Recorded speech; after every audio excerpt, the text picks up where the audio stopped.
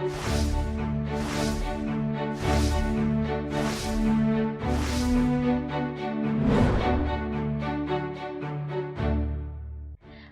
And welcome. हम पढ़ रहे हैं हिस्ट्री का chapter how, when and where, यानी कि कब, कहां और कैसे। हिस्ट्री कैसे पढ़ेंगे, ये सारी चीजें हम अभी तक अच्छे से डिटेल में पढ़कर और समझकर आ चुके हैं, लेकिन अब हम उस पार्ट पर आ चुके हैं जहां पर हम क्विकली इस चैप्टर को समराइज करेंगे, रिवाइज करेंगे। अगर आपको लगता है कि सिर्फ ये पढ़ लोगे तो चैप्टर फिनिश हो जाएगा, तो ऐसा नहीं है। लेकिन अगर साथ साथ में चैप्टर पढ़ा है तो क्विकली रिवाइज करने में आपको ये बहुत बहुत हेल्प करेगा। तो आओ without wasting any time start करते हैं पढ़ना हमारा chapter how, when and where.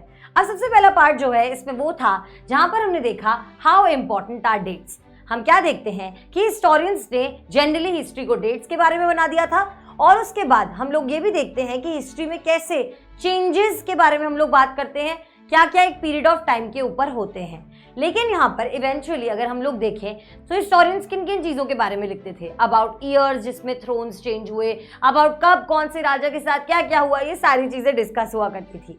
हम डेट्स क्यों स्टडी करते हैं, तो यहाँ पर हमने बात की थी दो स्टाइल्स ऑफ रिकॉर्डिंग के बेसिस पर। सबसे पहली चीज थी डेट्स को जब हम लोग स्पेसिफाई करते हैं तो एक तरीका ये हो सकता है हिस्ट्री को रिकॉर्ड करने का, और दूसरा हिस्ट्री को रिकॉर्ड करने का तरीका हो सकता है इवेंट्स के बेसिस पर क्या एक पॉइंट पर ये दोनों मिक्स होते हैं? बिल्कुल होते हैं।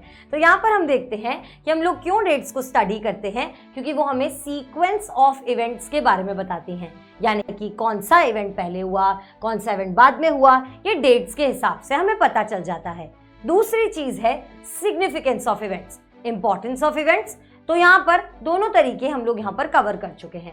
अब ये दोनों जो क्वेश्चंस हैं, ये क्वेश्चंस की तरह आते हैं, बहुत इंपॉर्टेंट हैं, और ये हम लोगों ने पढ़ा था हमारी एक पिक्चर के नीचे।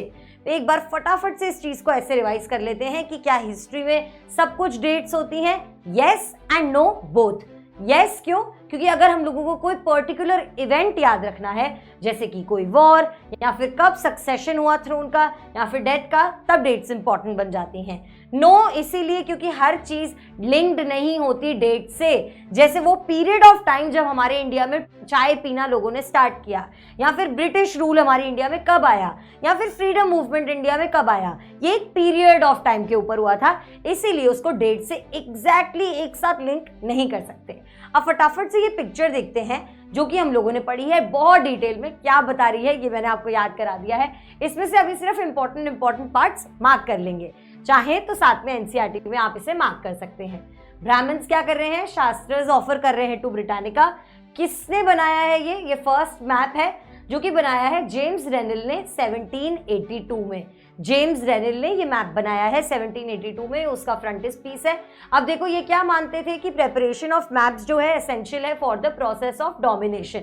इसके अलावा यहाँ पर कि दिखा क्या रहा है, तो देखो यहाँ पर ऊपर भी लिखा हुआ था कि ब्रिटानिया क्या चीज सिंबलाइज करती है, अगर ये सवाल आ जाता है, या ये पिक्चर क्या दिखा रही है, तो पिक्चर ये दिखा रही है कि इंडियंस विलिंगली अपने एंशिएंट टेक्स्ट को ब्रिटानिया को दे रहे हैं और उनको कह रहे हैं आप संभालिए और इंडिया के कल्चर की प्रोटेक्टर बन जाइए।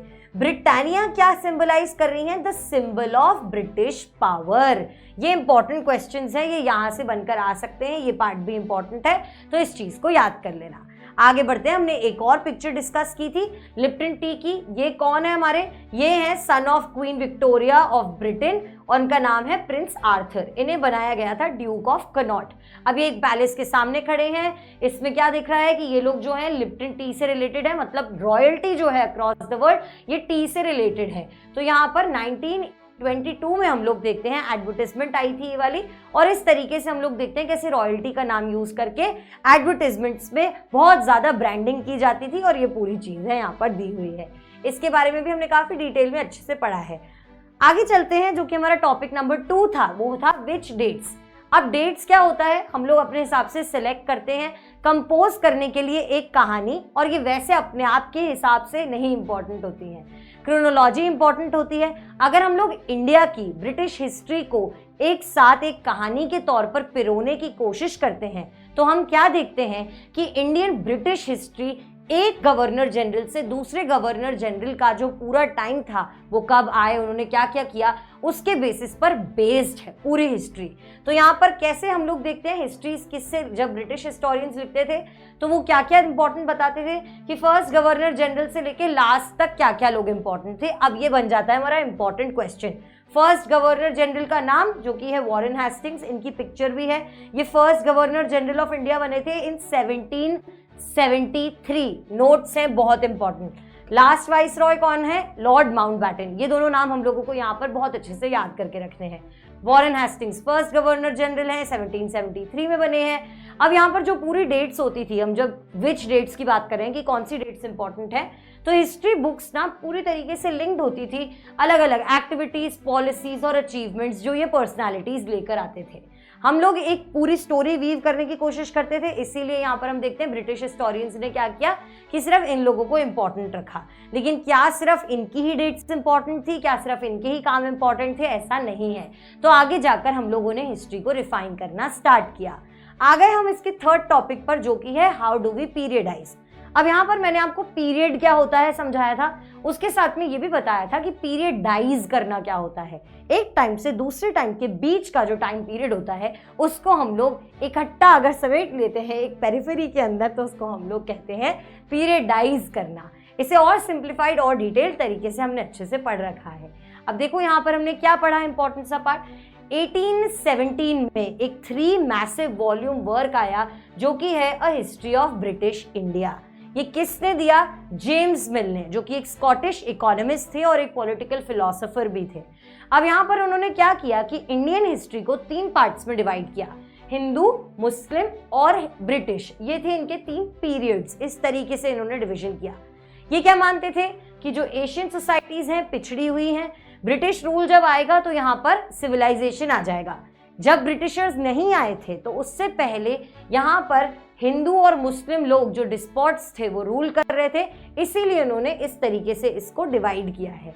अब यहाँ पर ये क्या सोचते थे कि यहाँ पर लोग जो थे रिलीजियस इंटॉलरेंस में रहते थे, कास्ट टबूज थे, सुपरस्टिशंस थे, ये सब यहाँ पर देखने को मिलता था। और ब्रिटिश जैसे ही आए वो आकर सिविलाइज कर सकते थे इंडिया को। तो इनका क्या वो आइडिया था कि ब्रिटिश रूल रिप्रेजेंट करेगा प्रोग्रेस और सिविलाइजेशन। लेकिन इसके साथ कुछ प्रॉब्लम थी, और वो ये थी कि पहला प्रॉब्लम ये था कि ये हिंदू, मुस्लिम और ब्रिटिश में हम लोग नहीं डिवाइड कर सकते, क्योंकि एक टाइम पर सिर्फ एक फेथ के लोग पूरी कंट्री में एग्जिस्ट नहीं करते थे। एट द सेम टाइम एक टाइम पीरियड पे अलग अलग फेथ के रूलर्स भी हुआ करते थे। तो हिस्टोरियंस ने क्या कहा कि आ जाओ हम लोग दूसरे तरीके से हिस्ट्री को डिवाइड करने की कोशिश करते हैं, और उन्होंने 3 पीरियड्स बनाए, एंशिएंट, मिडिवल और मॉडर्न हिस्ट्री। अब इसके साथ क्या दिक्कत थी कि जो मॉडर्न वर्ल्ड था जिसको इन्होंने ब्रिटिश टाइम को सोचा, मॉडर्न वर्ल्ड सिविलाइजेशन जो है वो क्या दिखाता था कि साइंस में है, यहाँ पर ग्रोथ हुई है, इकोनॉमिक ग्रोथ हुई है, डेमोक्रेसी है। लेकिन ये क्या हमारी कंट्री में ब्रिटिश पीरियड टाइम में देखने को मिलता था? नहीं देखने को मिला था। तो अगेन ये भी पब्लिक डिबेट में आ जाता है। इसके साथ भी कुछ प्रॉब्लम्स थी जिसके सवाल भी हमने अच्छे से डिस्कस किए हुए हैं। आगे बढ़ते हैं और देखते हैं इस पीरियड ऑफ टाइम को फिर क्या बोलें। एंशिएंट, मिडिवल और मॉडर्न में मॉडर्न के साथ हमें प्रॉब्लम है क्योंकि हमारे यहाँ पर कोई प्रोग्रेस और मॉडर्न चीज़ें नहीं आ रही थी।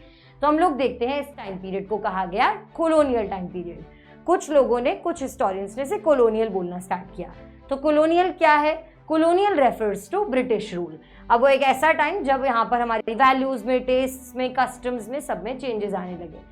हम क्या देखते हैं जब हम लोग इस चैप्टर को पढ़ेंगे या हम आगे भी पूरी किताब को पढ़ने लगेंगे तो हमको समझ में आएगा कि कैसे ब्रिटिशर्स ने आके लोकल नवाब्स को सब्जुगेट, डोमिनेट करने की कोशिश की थी। और इन्होंने काफ़ी सारी चीज़ें की थी, जैसे इन्होंने इकोनॉमी पर, सोसाइटी पर कंट्रोल लगाने की कोशिश की, रेवेन्यू कलेक्ट करते थे अपने एक्सपेंसेस को मीट आउट करने के लिए, गुड्स खरीदते थे लो प्राइसेस पर। उसके अलावा ये लोग अपनी पसंद की क्रॉप्स को उगाते थे, उन्हें एक्सपोर्ट करते थे। हम क्या देखते हैं, एक डेफिनेशन ऑफ कॉलोनियलिज्म आती है बाहर इस पार्ट से, जो कि इंपॉर्टेंट क्वेश्चन है, मार्क कर चुके हैं, डिस्कस कर चुके हैं। When the subjugation of one country by another leads to any kind of changes which are political, economic, social and cultural, it is referred to as colonialisation. तो ये part हम पढ़कर आ चुके हैं। इसके आगे बढ़ते हैं और अब हम लोग बात करेंगे about how do we know. तो हम लोगों को हिस्ट्री के बारे में पता कैसे चलेगा? या पता कैसे चलता आया है। तो इसमें 3 चीजें हैं। 250 साल पुरानी हिस्ट्री को हम लोग कैसे देखते हैं, ब्रिटिशर्स की लेंस से देखते हैं एक बार के लिए। सबसे पहला क्या था कि ये जो एडमिनिस्ट्रेशन था हमारी कंट्री में, वो रिकॉर्ड्स प्रोड्यूस करते थे। इस पार्ट में हमको 4 चीजें बताई थी कि रिकॉर्ड कभी भी प्रोड्यूस करने के लिए हम सबसे पहले चीज को लिखेंगे, उसे प्रिजर्व करने की कोशिश करेंगे। तीसरी चीज ये थी कि हम उसे इस हैंडराइटिंग में लिखेंगे कि वो साफ सुथरी और सुंदर हो। और चौथी चीज मैंने आपको ये बताई थी कि हम लोग जब भी इसको एक बार लिखेंगे तो उसकी सिर्फ एक कॉपी नहीं बल्कि मल्टीपल कॉपीज बनाएंगे। अगर ये 4 चीजें आपको याद हो जाती है तो इस फॉर्मूला से आप इस पूरे पार्ट को बहुत आसानी से याद कर सकते हो। ब्रिटिश क्या बिलीव करते थे, in the act of writing. वो जो भी चीजें होती थी, सारे इंस्ट्रक्शंस, प्लान्स, ये वो सब कुछ लिखते थे।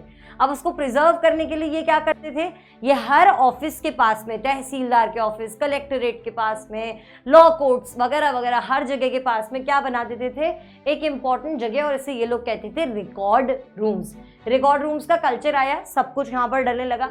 इसके बाद हम लोग क्या देखते हैं कि early years of 19th century में इसको सुंदर लिखने में आने लगे। और वो कौन है, रिटन बाय कैलीग्राफिस्ट। कैलीग्राफिस्ट कौन होते हैं, जो स्पेशलाइज करते हैं in the art of beautiful handwriting.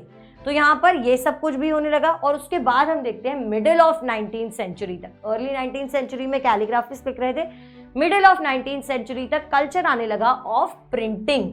तो जैसे जैसे स्प्रेड होने लगी प्रिंटिंग, हम लोग एक ही रिकॉर्ड की मल्टीपल कॉपीज बनाकर उसकी प्रोसीडिंग्स को मल्टीपल डिपार्टमेंट्स में, मल्टीपल एडमिनिस्ट्रेटिव रिकॉर्ड्स में डालने लगे। तो यहाँ पर हम क्या देखते हैं, हमें मेमोज दिखते हैं, नोटिंग्स दिखते हैं, रिपोर्ट्स दिखते हैं, ये सारी चीज़ें दिखती हैं। और इसके इन्होंने यहाँ पे आर्काइव्स और म्यूजियम्स भी बनाए। अब अगेन एक पिक्चर आ जाती है जो कि इंपॉर्टेंट है क्वेश्चन पॉइंट ऑफ व्यू से। नेशनल म्यूजियम और नेशनल आर्काइव्स बनाया गया कहाँ पर, वाइस रीगल पैलेस के पास में। जब दिल्ली बिल्ड हो रहा था तो यहाँ पर वाइस रीगल पैलेस के पास में म्यूजियम और आर्काइव्स बनाया गया। इससे क्या पता चलता है कि ये जगह इनके लिए बहुत इंपॉर्टेंट है, इनके सारे रिकॉर्ड्स यहाँ पर रखे जाते हैं। नेशनल आर्काइव्स ऑफ इंडिया कब आया इन एग्जिस्टेंस, 1920s में। ये पार्ट इंपॉर्टेंट है, ये सवाल इससे आता है, इमेज से आता है। आगे बढ़ते हैं और इसका जो दूसरा सब पार्ट है of how do we know, वो है सर्वेज बिकम इम्पॉर्टेंट। तो यहाँ पर हम क्या देखते हैं कि जो ब्रिटिशर्स थे वो सर्वेज लेते थे अलग अलग चीज़ों के। क्यों लेते थे, क्योंकि वो ये मानते थे कि अगर हम लोग कभी भी पूरे मतलब इंडिया को या किसी भी जगह को एडमिनिस्टर करना चाहते हैं इफेक्टिवली, तो उसके लिए हमें उस जगह के बारे में पता होना बहुत ज़्यादा ज़रूरी है। पता लगाने का क्या तरीका है, सर्वे कंडक्ट करा के। किस किस तरीके के सर्वेज होते थे, विलेज में होते थे रेवेन्यू सर्वेज। उसके अलावा topography, soil quality, cropping pattern, flora fauna, local history, इस तरीके की चीज़ें जानने के लिए अलग अलग तरीके के सर्वेज कंडक्ट कराए जाते थे। एंड ऑफ 19th सेंचुरी में हम लोग देखते हैं सेंसस ऑपरेशन आने लगा। सेंसस यानी कि हम लोग जब काउंट करते हैं पीपल, जनगणना जिसे हम कहते हैं। अब इसमें हम क्या क्या देखते थे, provinces of India, her province of India में होते थे, और कास्ट, रिलीजन, ऑक्यूपेशन वगैरह से रिलेटेड सारी इंफॉर्मेशन को कलेक्ट करने की कोशिश भी की जाती थी। अब मुझे बताइए कि हम लोग यहाँ पर इन सर्वेज के अलावा और कौन से सर्वेज के बारे में पढ़ के आए थे। तो हम पढ़ के आए थे अबाउट बोटानिकल, जूलॉजिकल, इसके अलावा आर्कियोलॉजिकल, एंथ्रोपोलॉजिकल, और इसके अलावा फॉरेस्ट सर्वेज। ये सब क्या होते हैं मैंने डिटेल में आपको समझाया है, होप आपको याद होगा। बोटानिकल गार्डन्स और नेचुरल हिस्ट्री म्यूजियम्स जो हैं, ये ब्रिटिश इसको प्रिजर्व करने लगे, बनाने लगे, और यहाँ पर प्लांट स्पेसिमेंस आकर कलेक्ट भी करने लगे। स्पेसिमेंस क्या होता है, स्पेसिमेंस यानी कि सैंपल। अगेन ये पार्ट आता है इस पिक्चर से। ये किस चीज़ की पिक्चर है, कस्टर्ड एप्पल यानी कि सीताफल की। ये कब बनाई गई, 1770s में हम लोग देखते हैं। बोटानिकल गार्डन्स और नेचुरल हिस्ट्री म्यूजियम्स ये क्या होते हैं मैं आपको समझा चुकी हूँ। ये भी आने लगे। यहाँ पर प्लांट स्पेसिमेंस कलेक्ट करके हम देखते हैं, और लोकल आर्टिस्ट को कहा जाता था कि आप इनकी ड्राइंग्स बनाओ। ये ब्रिटिशर्स क्यों कलेक्ट कर रहे थे, हिस्टोरियंस इस तरीके से इस चीज़ को समझने की कोशिश करते हैं कि भाई ये इससे क्या इन्फॉर्मेशन निकालते थे, रिसोर्सेज समझते थे हमारी कंट्री के।